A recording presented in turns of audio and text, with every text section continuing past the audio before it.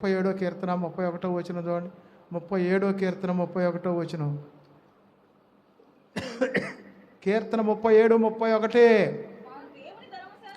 వారి దేవుని ధర్మశాస్త్రము వారి హృదయములో ఉన్నది, వారి అడుగులు జారవు. చూసారా, నీవు కొన్నాళ్ళు భక్తి చేసి కొన్నాళ్ళు లోకంలోకి వెళ్ళిపోతున్నారు అని అంటే అందరూ కాదు, కొందరు వెళ్ళిపోతున్నారు. అదేమంటే నేను పడిపోయానయ్యా, ఇక నేను రాలేను గుడికి అనేవాళ్ళు ఉండాలి.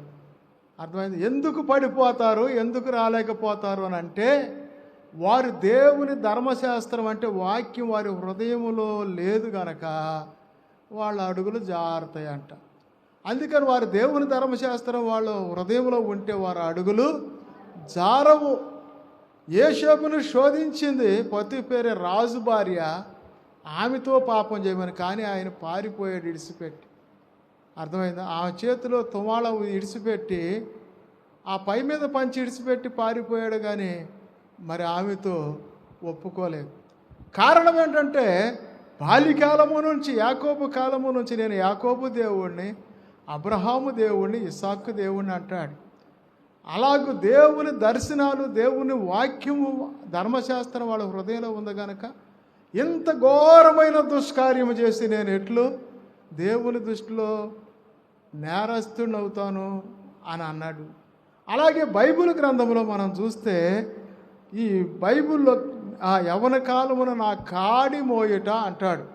ఏం మోయట అంటది? కాడి. మీరు ఎప్పుడన్నా ఎడ్లను చూసారా? ఎడ్ల బండ్లు చూసారా? నాగలు కట్టిన వాళ్ళు చూసారా? నాగలు దున్నేవాళ్ళు చూసారా? పొలాలు ఉన్న వాళ్ళకి తెలుస్తుంది వ్యవసాయాన్ని గురించి. చూసారా? ఆ కొన్ని ఎడ్లు ఇప్పంగాల్నే ఆ బండి దగ్గరికి వెళ్ళి, అర్థమైందా, ఆ యజమానుడు కొన్నిటికేమో అది పోలు పైకి లేపుతాడు, అప్పుడు వచ్చి కాడేసుకుంటాయి. కొన్నేమో వాటికి తరిబీసి ఇచ్చి ఉంటారు కొందరు రైతులు. ఎల్లు రాజు రమణ అని వాటి పేరు పెడతారు. ఆ పేటంగాల్నే ఎల్లు అనగాల్నే అది వెళ్ళిపోయి కొమ్ముతో ఇట్లా లేపుకొని కాడి మీద వేసుకుంటారు. రెండెట్లు అట్టాగా వేసుకుంటారు. కారణం ఏంటంటే ఆ కాడి బరువని తెలుసు దానికి. తెలుసా తెలియదా?